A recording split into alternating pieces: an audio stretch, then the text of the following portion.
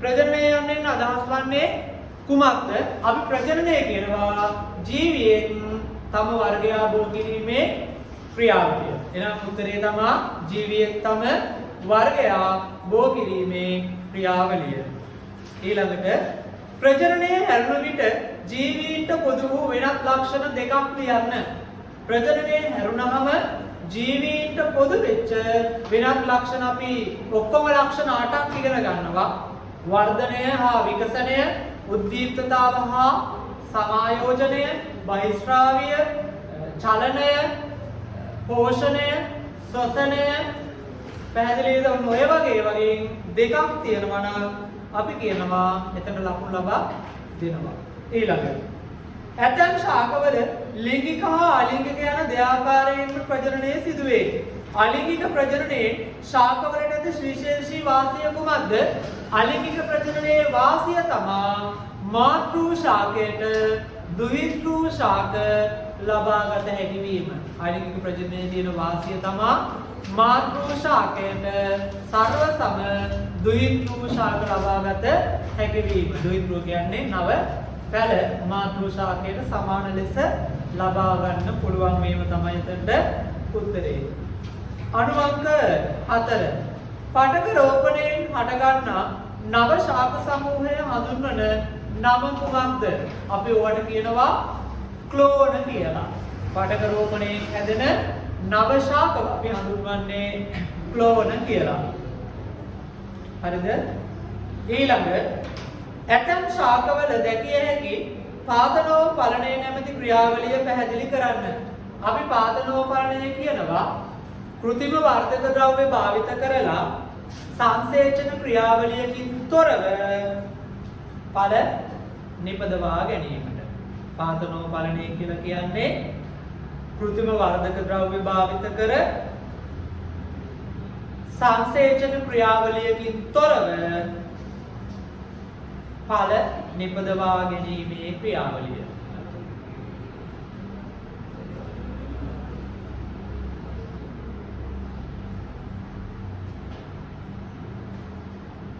හරිද? right. ඊළඟට එම ඵලවල දක්නට ඇති විශේෂත්වය කුමක්ද? පාදනෝපලණයේදී ඵලවල තියෙන විශේෂත්වය මේ වගේ බීජ නෑ. අපි කියනවා seedless කියලා. මේ වගේ බීජ අඩංගු වෙන්නේ නෑ. එහෙනම් විශේෂත්වය තමයි බීජ රහිත වීම කියන එක. ඊළඟ පුෂ්ප පරාගණය වීම යන්න පැහැදිලි කරන්න. අපි පරාගණයක් කියලා කියනවා පරිණත පුෂ්පයක පරාග එම පුෂ්ප විශේෂයේම පුෂ්පයක මත පුෂ්පයක කලංකය මත තැන්පත් වීමට තමයි අපි කියන්නේ පරාගණය කියලා. පරිණත පුෂ්ප පරාගණය පරිණත පුෂ්පයක පරාග පරිණත පුෂ්පයක පරාග එම පුෂ්ප විශේෂයේම පුෂ්පයක කලංකය මත තැන්පත් වීම පරාගණය ලෙස හඳුන්වයි.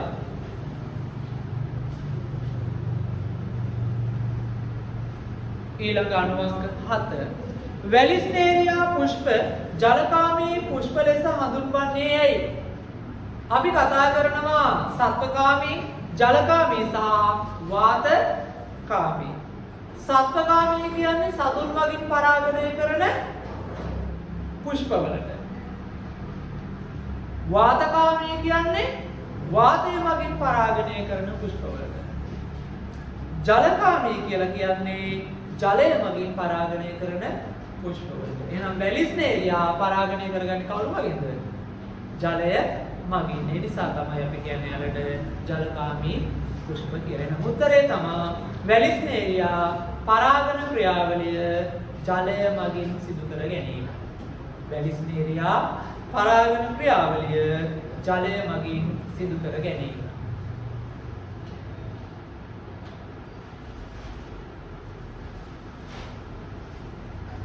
ඊළඟට ස්ත්‍රී ප්‍රජනනක පද්ධතියක් ආශ්‍රයෙන් තමයි අපිට ප්‍රශ්නය ඇවිල්ලා තියෙන්නේ. අපි සරලව ඇඳගමු. අවශ්‍ය කොටස විතරක් අපි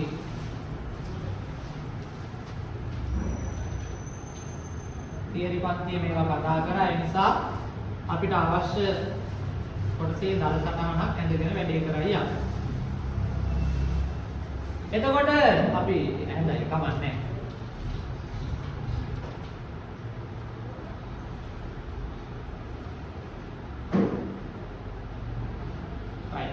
මේ ප්‍රශ්නේ අහන්නේ මේකේ මෙතනට B කියලා දාලා තියෙනවා. මෙතනට A කියලා දාලා තියෙනවා.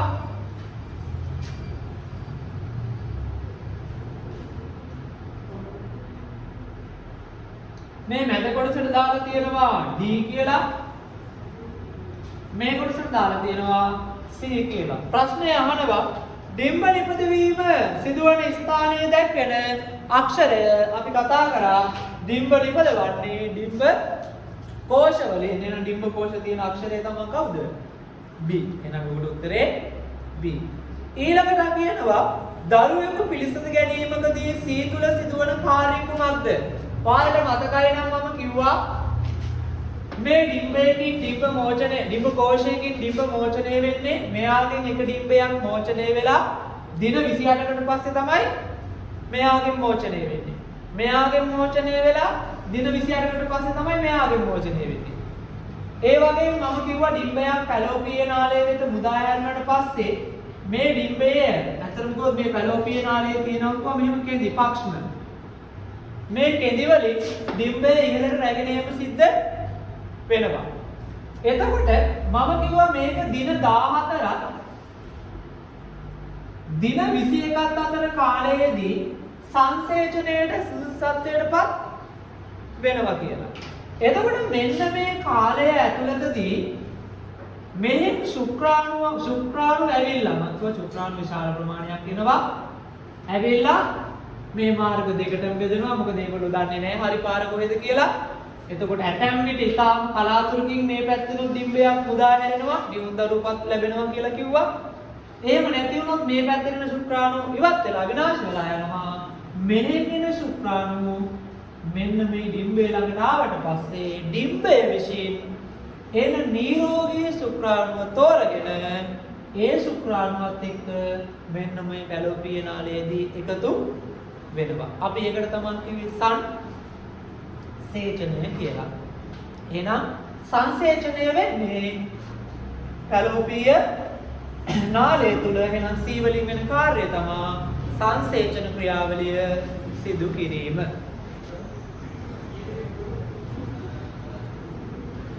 ඊළඟට ශුක්‍රාණුක හා ඩිම්බයක අඩංගු ලිංගික වර්ණදේහ යුගල ලියා දක්වන්න. ළමයි ශුක්‍රාණුවක් කියන්නේ පුරුෂයෙක්ගෙන් ලැබෙන ඒවා. එතකොට ශුක්‍රාණුවක තියෙන්න ඕනේ x එකයි y එකයි. මේ තියෙන්නේ ශුක්‍රාණුව. ඩිම්බයක සර්ව සම දෙකක් තියෙන්නේ x ඒවම දෙකක් මේ තියෙන්නේ ඩිම්බයක. එහෙනම් මේ තමයි ඔය අහලා තියෙන සටහනට නැත්නම් ශුක්‍රාණුවකයි ඩිම්බයකටයි එන්න ඕන උත්තර. ඊළඟට එකම වර්ගයක ශාක ප්‍රභේද දෙකකින් එකක් රතු මල්ද අනෙක් ශාකයේ සුදු පාට මල්ද හටගනී. මේ රතු මල් ප්‍රමුඛ වෙන බව සොයාගෙන ඇත. රතු මල් සඳහා කැපිටල් R ලෙස යොදා ගනිමින් පිළිතුරු සපයන්න. පළවෙනි ප්‍රශ්නේ. එහෙනම් කැපිටල් R රතු මල් නම් සිම්පල් R තමයි මොන මල් වෙන්න ඕනේද? මොකද එයාගෙම සිම්පල් අක්ෂරය තමයි අපි නිලීනයට ගන්නෙ. ප්‍රමුඛයා මෙයා නම් හැංගිච්ච ලක්ෂණය කියන මොන ලක්ෂණයද?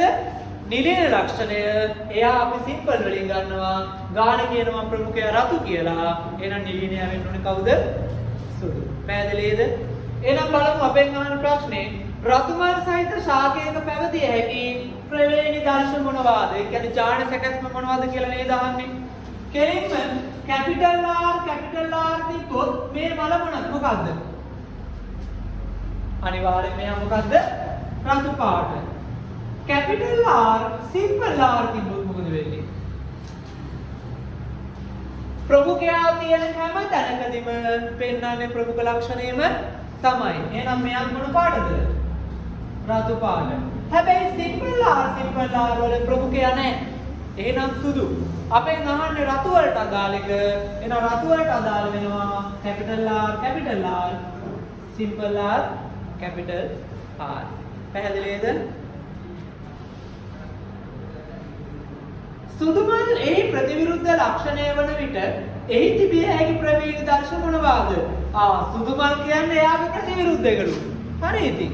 මේ කියන්නේ එහෙනම් සුදු මල් ප්‍රතිවිරුද්ධ වෙද්දී එයාගේ ප්‍රවේග දර්ශය තමයි සිම්පල් R. පැහැදිලිද?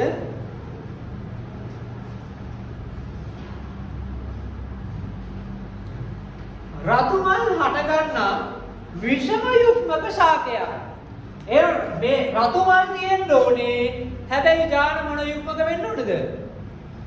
විෂම යුග්මක. සම යුග්මකයි කියන්නේ ජාන දෙකම එක වගේ නේද? එහෙනම් මේ තියෙන්නේ සම යුග්මක. විෂම යුග්මක කියන්නේ ජාන දෙක එකිනෙක වෙනස් වෙන්න ඕනේ. එහෙනම් මේ තමයි විෂම යුග්මක රතු. සහ සුදු මල් හට ගන්නා ශාකයක් සමග මුහුබ පනට් කොටුවක අඳින්නලු. එතකොට මේක සමහර අය පනට් කොටුවෙන් අඳින්න කිව්වත් මෙන්න මේ විදිහට අඳිනවා. කැපිටල් R සිම්පල් R දාලා සිම්පල් R දාලා මේ විදිහට ගුණිත කරනවා. පනට් කොටුවෙන් කරන්න කිව්වොත් මේ ගුණිත දාලා තියෙනවා නම් වැරදි. එහෙම කරොත් ඔයාලට ලකුණු හම්බ වෙන්නේ නැහැ. එයා ක්‍රමයක් කියලා නැත්තම් මේ ක්‍රමේ හරි. තේරුණාද? හැබැයි පනට් කොටුවෙන් කියනවා නම් ඔයාලා පනට් කොටුව අඳින්න ඕනේ. මොකද කියලා නැත්තම් පනට් කොටුවෙන් කරන්නත් පුළුවන් ඈ. කියලා තියෙනවා නම් කියලා තියෙන එකෙන් කරන්න ඕන ළමයි. එහෙනම් එකක් කැපිටල් R සිම්පල් R. මොකද රතු වල විෂම යුග්මක ගන්න කිව්වේ. ඊළඟ සුදු ගන්න කිව්වේ. සිම්පල් R ගණිත වගුව වගේ. R ගෙන් ගුණ වෙද්දි කැපිටල් R සිම්පල් R. මෙයාගේ කැපිටල් R සිම්පල් R. මෙයාගේ සිම්පල් R. මෙයාගේ සිම්පල් R. කොහොම මෙන්නම මෙලියන් වෙලා දෙන්න. ජනිත පරම්පරාවේ රූපානුදර්ශය ලියන්නලු. ළමයි රූපානුදර්ශය කියන්නේ බාහිරට පේන ලක්ෂණයට. රූපානුදර්ශය කියන්නේ බාහිරට පේන ලක්ෂණයට. එහෙනම් මේකේ බාහිරට පේන්නේ රතු පාට මලුයි මොන පාටද? සුදු පාට මලුයි. එහෙනම් බලන්න මේකෙන් රතු පාට මල් කීයක් තියෙනවද? මේ දෙන්න මොන පාටද? රතු නේද? 2යි.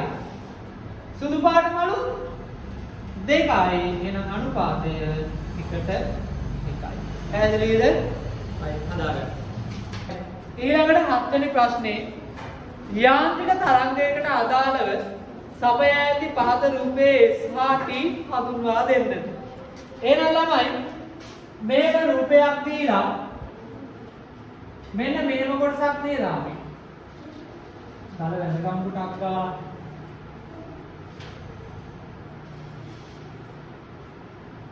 right මෙහෙම රූපයක් දීලා දැන් තව කැලලක් ගන්න. right මේවා සමාන වෙන්න ඕනේ ඈ. මේක නිකන් අයාගියා වගේ ඇදලා තියෙන්නේ. ඉතින් වැඩේ කතා කරයි යා. ළමයි S දීලා තියෙන්නේ මේ උස. අපි තරංගයක් ගමන් කරන උසට කියනවා එයාගේ කවුරු කියලාද? විස්තාරය. ඒක මේ පැත්තට වෙන්නත් පුළුවන් පහළට වෙන්නත් පුළුවන්. තරංගයේ උසට අපි කියනවා විස්තාරය කියලා. පැහැදිලිද? එහෙනම් මේකේ උත්තරේ මොකද්ද? විස්තාරය. ඊළඟට බලන්නකෝ මෙන්න මේ දෙන්න අතර පරතරයට තමයි දීලා තියෙන්නේ T කියන අකුර. අපි මේ T කියන අකුරට කියනවා තරංග ආයාමය කියලා. අපි සාමාන්‍යයෙන් තරංග ආයාමයේ අර්ථ දක්වන්නේ සර්ව සම ලක්ෂ දෙකක් අතර දුරට. තරංග ආයාමය කියන්නේ කාටද? සර්ව සම ලක්ෂ දෙකක් අතර දුරට. එතකොට ඕක මෙතන ඉඳන් මෙතනට වෙන්නත් පුළුවන්. මෙතන ඉඳන් මෙතනට ගන්නත් පුළුවන්. තේරුණාද? මේ පාර දිගේ එනකොට ආය මේ වගේ ඡේදන ලක්ෂයක් හම්බ වෙනවා ළමයි මෙතන. හැබැයි මෙතනින් තරංගය උඩට යද්දී මෙතනින් තරංගය යන්නේ කොහෙටද? පහළට. ඒ නිසා සර්වසම නැහැ. ආය ඡේදනය හම්බ වෙන්නේ මෙතනින්. මෙතනින් තරංගය යන්නේ උඩට, මෙතනින් තරංගය යන්නේ උඩට. අපිට මේ කැරට තරංග ආයාමය කියන්න පුළුවන්. ඕනම මේ ශීර්ෂ දෙකක් අතර දුරට කියන්නත් පුළුවන් තරංග ආයාමය කියලා. පැහැදිලිද? ඊළඟට වාතය තුළ ධ්වනිය ප්‍රචාරණය වන්නේ කුමන යාන්ත්‍රික තරංග වර්ගයක් ලෙසද? යාන්ත්‍රික තරංග වර්ග දෙකයි. එකක් තීව්‍රයක් තරංග, අනික අන්වායාම තරංග. එහෙනම් මේ දෙන්නගේ උත්තරේ වෙන්නේ තීව්‍රයක් අන්වායාම තරංග. මේ දෙන්නගේ ධ්වනි තරංගයක් ප්‍රචාරණය වෙන්නේ අන්වායාම තරංගයක් ලෙස. පැහැදිලිද? ඊළඟට ඔයාලට මතකයි නම් මේ තමයි තීව්‍රයක් තරංගයක අංශු චලනය වෙන්නේ ලම්බක තරංගය මේ අතර චලනය වෙද්දී. අපි අන්වායාම තරංගයක් කතා කරා. එයාගේ සම්පීඩන සහ මේ අංශු ඩොට් විදියට තිබ්බොත් සමහර තැන්වලදී අංශු ලම් වෙලා යනවා, සමහර තැන්වලදී අංශු ඈත් වෙලා යනවා. එහෙනම් මේ ලම් වෙච්ච තැන්වලට කිව්වා සම්පීඩන කියලා, මේ ඈත් වෙලා යන තැන්වලට කිව්වා විරලන කියලා. එහෙනම් තියෙනවා සම්පීඩන හා විරලන. තව මතක් කිරීමක් කරේ. පැහැදිලිද? හරි.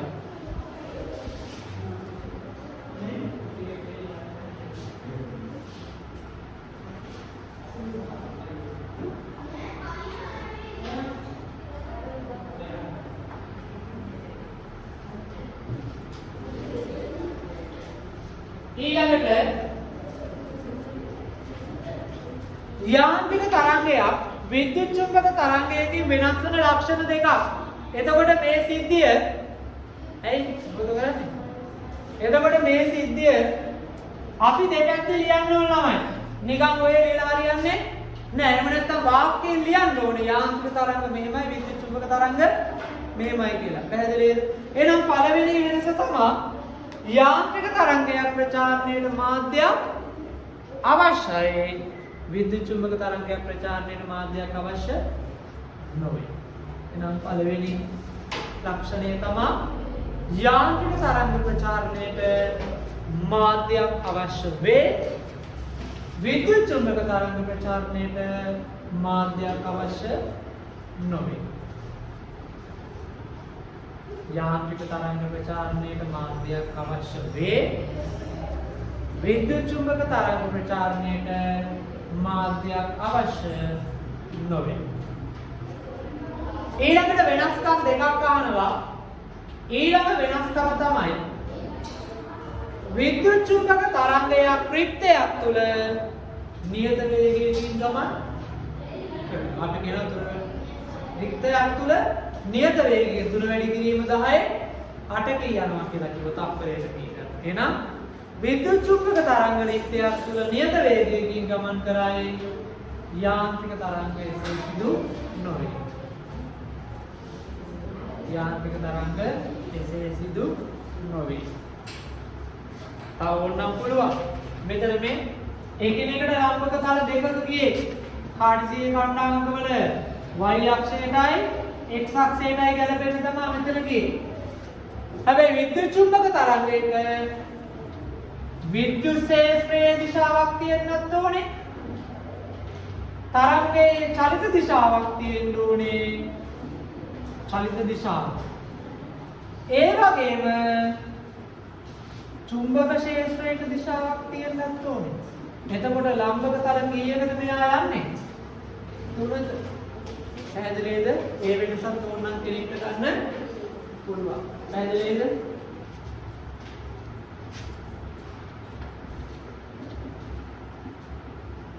අපේගේ v කියලා කියනවා ප්‍රවේගය මයින් ns විනයකින් S කියලා කියන්නේ සංඛ්‍යාතය. තප්පරයට නැත්නම් හර්ට්ස්. ලැම්ඩා කියලා කියන්නේ තරංග ආයාමය. මයිනේ මීටර වලින්. මයින කියන ආහාර නෑ. මම මේකත් ලියවන්නේ.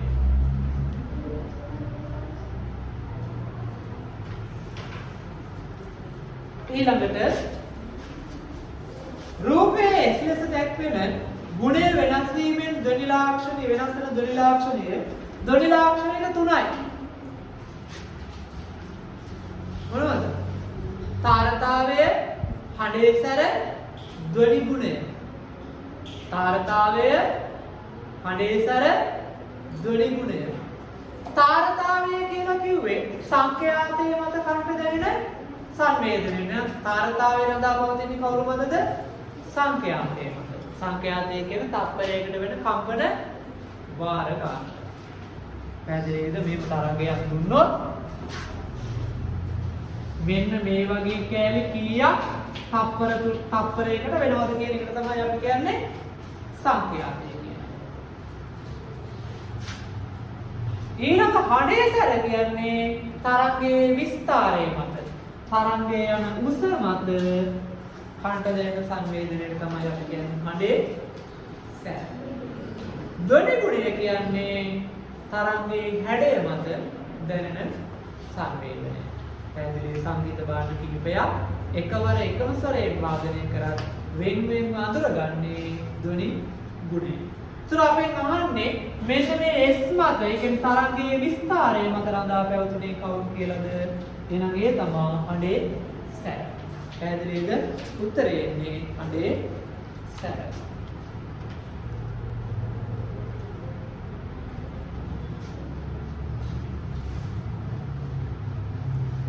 බලන්න අපිට රූප සටහන් දෙකක් දීලා තියෙනවා. එකක ගල් කැටයක් දුණු තරාදියක වාතයේ එල්ලලා තියෙනවා. අනික ගල් කැටය ද්‍රවයක් තුල ගිල්ලලා තියෙනවා. ඒ ගිල්ලනකොට ද්‍රවයේ මොනවා වෙලා තියෙනවද? වතුර කීපයක් නැත්නම් ජල කීපයක් වෙනත් භාජනයකට ඇවිල්ලා තියෙනවා. පැහැදිලිද? අපෙන් අහනවා මේන් සනාථ කිරීමට බලාපොරොත්තු වන්නේ කුමන මූල ධර්මයේද කියලා. මේ තමයි උඩුකුරු තෙරකුම. ඒ සම්බන්ධ මූල ධර්ම ඉදිරිපත් කරන්නේ කවුද? ආකිමිඩිස්. එතකොට ඕක තමයි ආකිමිඩිස් මූල ධර්මය. ආකිමිඩිස් කියනවා වස්තුවක් තරලයක් තුල පූර්ණ වශයෙන් හෝ අර්ධ වශයෙන් ගිලී පාවෙන විට එමගින් විස්ථාපිත තරල පරිමාවේ බරය වස්තුව මත ඇතිවන උඩුකුරු තෙරකුම් බලයට සමාන වෙනවා කියලා. පැහැදිලිද?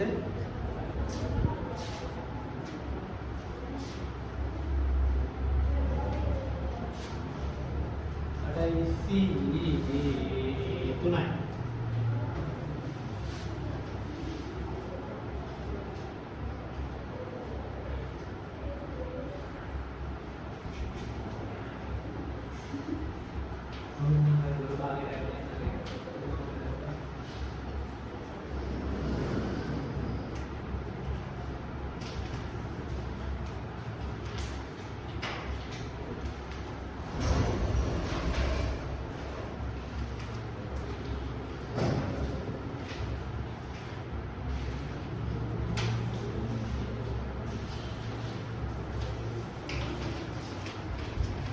හරි. ඒ වගේම අය ආර්කිමිඩිස් මූල ධර්මයේ සම්බන්ධ තුනක් තියෙනවා. අපි ඒකත් මතක් කරයි යමු. ආර්කිමිඩිස් මූල ධර්මයේ මතදී වස්තුවක් ද්‍රවයක් තුල මෙන්න මේ විදිහට සම්පූර්ණ භාගයට ගිහිල්ලා තියෙනවා නම් මො ද්‍රවය මත තියෙනවා නම් වස්තුවේ ගුරුත්ව කේන්ද්‍රයෙන් පහළට ක්‍රියාත්මක වෙනවා යාගේ බර. ඒ වගේම මේ ගුරුත්ව කේන්ද්‍රය හරහා ක්‍රියාත්මක වෙනවා උඩුකුරු තෙරපුම් බලය. අපි U අකුරේ උඩුකුරු තෙරපුම් බලය සංකේතවත් කරනවා. එතකොට මෙන්න මේ විදිහට වස්තුවක් උදාහරණයකට තමයි බෝලයක් වතුරට දාලා. ඔය විදිහට නේද තියෙන්නේ? සෙල්ලම් නැවක් නැත්නම් නැවක් වතුරට දාලා. මේ විදිහට නේද තියෙන්නේ. එහෙනම් මේ වගේ අවස්ථාවල සම්බන්ධය තමයි උඩුකුරු තෙරපුම විශාල වෙනවා වස්තුවේ බරට වඩා. පැහැදිලිද? ඒ වගේම අපිට සමීකරණයක් තියෙනවා උඩුකුරු තෙරපුම සමානයි v/g. පොඩ්ඩක් p අපරට පයින් ගන්න. එතකොට මේකේ v කියලා කියන්නේ විස්ථාපිත තරල පරිමාව.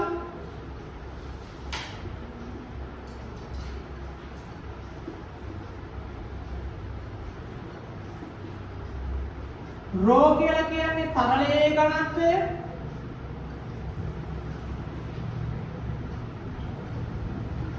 g අපි දන්නේ සුපුරුදු කෙනා ගුරුත්වජ ත්වරණය. ඊළඟට තියෙනවා තවත් සංසිද්ධියක්. මෙයා ද්‍රවය තුල ගිලිලා පාවෙනවා. හරියට නිකන් අර තල් ඇටයක් වතුරේ තියෙනකොට බලන්න. තල් ඇටේ වතුරේ උඩට පේන්නේ නැහැ. නමුත් මට්ටමේ ගිලිලා තියෙන්නේ. බිම වදිලා නැහැ. පැහැදිලිද? එහෙනම් මේ වගේ වෙලාවක තියෙන සම්බන්ධය තමයි වස්තුවේ බරයි උඩුකුරු තෙරපුමයි මොකද වෙන්නේ? සමානයි. ගණන් හදන්නේ තෝකෙම තමයි. පැහැදිලිද? ඊළඟට වස්තුව යට වදිනවා නම් උඩුකුරු තෙරපුමට වඩා mg ගියාගේ මොනවා වෙන්න ඕනද? වැඩි. මේ වගේ ගණන් වල අපි බොහෝ විට මේ ගානේ වගේ තරාදිවල ඉල්ලලා තමයි හදලා තියෙන්නේ. බලමු ගන්න. ඔය තමයි සම්බන්ධ තුන. පැහැදිලිද? එතකොට ඔය ආශ්‍රයෙන් තමයි අපි ගැටලු විසඳන්නේ. අපි බලමු මේකට අදාළව.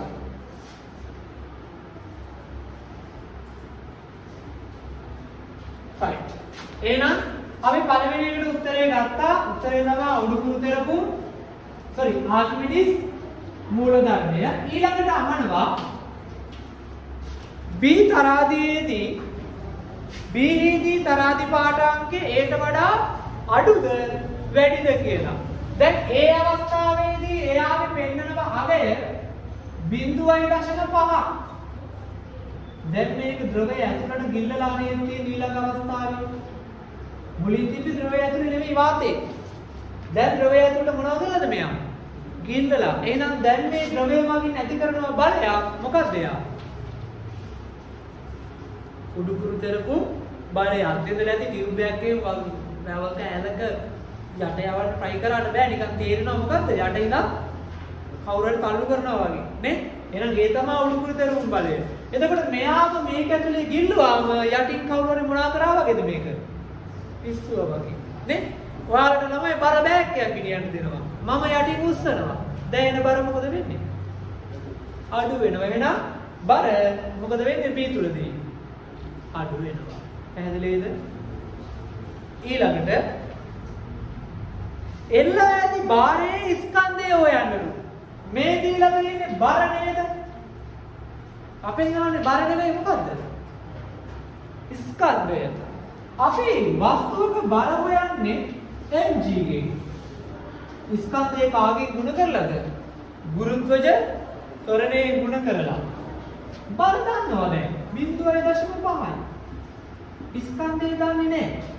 ගුරුත්ව ත්වරණය 10යි. එහෙනම් m සමානයි 0.5 බෙදනවා 10න් උත්තරේ එනවා 0.05 කිලෝග්‍රෑම්. පැහැදිලිද? එහෙනම්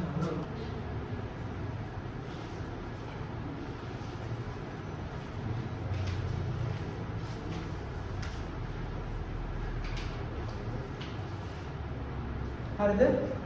ඊළඟ බීජී තරලය මගින් ඇති කරන උඩුකුරු තෙරපුම සමාන වෙන වෙනත් අවස්ථා දෙකක්. ඒ කියන්නේ මෙන්න මෙයාගේ මේ ඉහළට යෙදිච්ච බලය සමාන වෙච්ච අවස්ථා දෙකක් මේ යන්නේ. ඔන්න දැන් ගන්න පුළුවන්. මේ උඩුකුරු තෙරපුම බලය සමානයි විස්ථාපනය වෙච්ච ජල පරිමාවයේ මොකටද? බරට.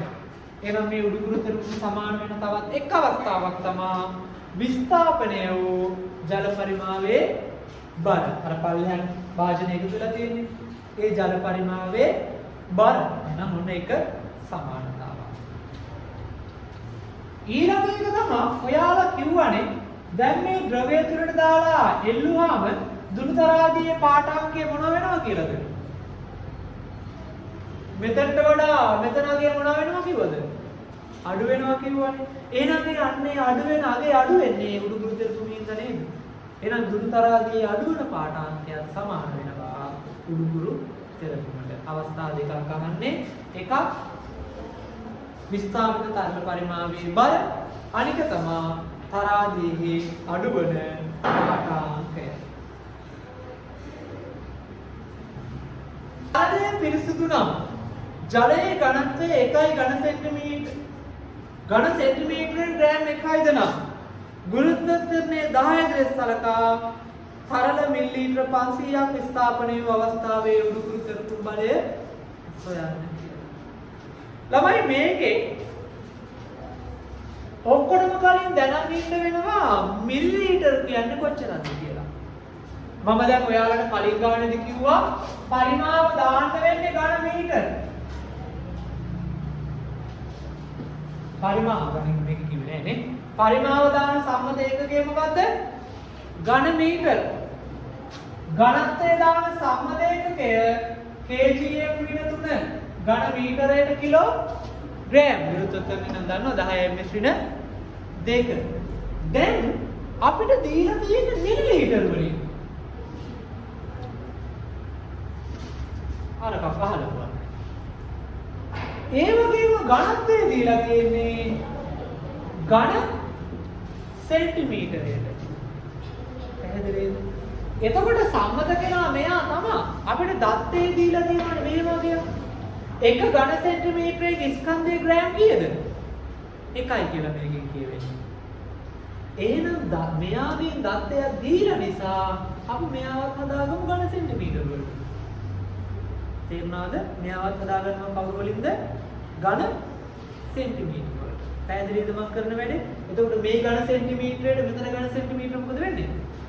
කැපෙන්නේ. ඔයාලට ගණිත සම්බන්ධයක් තියෙනවා. 1 මිලිලීටරයක් සමාන වෙනවා 1 ඝන සෙන්ටිමීටරයකට. ජලය නම් ජලය 1 මිලිලීටරයක් ජලය ඝන සෙන්ටිමීටර එකකට මොකද වෙන්නේ? සමානයි. එහෙනම් අපිට මෙතන මිලිලීටර 500ක් නේ දීලා තියෙන්නේ. එහෙනම් ඝන සෙන්ටිමීටර කීයද? 500. පැහැදිලිද? තේරුණාද? හැබැයි රජෝ මෙතන කිලෝග්‍රෑම් ඝන මීටර දීලා තිබ්බනම් මේකත් ඝන මීටර කරන්න ඕනද නැද්ද? ඕන. දැන් මෙතනම අවශ්‍යතාවයක් නැහැ. මොකද මෙතනත් ඝන සෙන්ටිමීටර. එහෙනම් අපි දන්නවා උඩුකුරු තෙරපුම සමානයි v v කියන්නේ විස්ථාපිත තරල පරිමාව. අපි හොයාගත්ත දැන් ඝන සෙන්ටිමීටර 500යි. ඝනත්වය අපිට දත්තයක් විදිහට දීලා තියෙනවා. ඔව්. අපි එළින්නේ. කීයද දීලා තියෙනවා? 1යි නේද? 1යි. මෙතන හැබැයි තව පොඩි කොස්සක් තියෙනවා. උඩුකුරු තෙරපුම කියන්නේ බලයක්නේ. බලයේ ඒකකෙන්නේ kgm/2 දෙකකින්. මෙතන ඝන සෙන්ටිමීටර වලට මෙතන ඝන සෙන්ටිමීටර කැපෙනවා. ත්වරණයේ අපිට කියනවා 10 m/2 විදිහට ගන්න කියලා. m/2 හරි. හැබැයි kg එකේ එන්නේ ග්‍රෑම්. එහෙනම් මේ උත්තරේ කවුරු කරගන්න ඕනද? කිලෝ කරන්න ඕනේ නේද? කිලෝ කරන්න නම් මෙයා බෙදනවා ගාණි. පැහැදිලිද 10 බෙදුවේ කියලා? ග්‍රෑම් වලින් එන්නේ කිලෝග්‍රෑම් අපිට උනේ ඒ නිසා බෙදුවා 10. ආදේශ කරන පියවර ඔහොම තියාගමු. එකෙන් ගුණ කරාට වැඩක් නැහැ.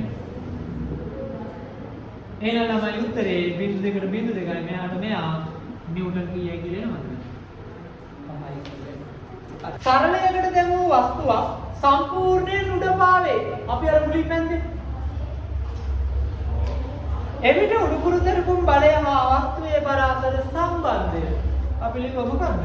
උඩුකුරු තෙරපුම විශාලයි වස්තුවේ බලට වඩා මොන සම්බන්ධය?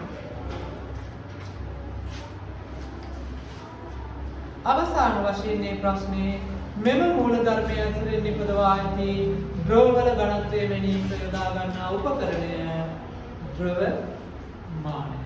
උත්තරේ ද්‍රව මානය.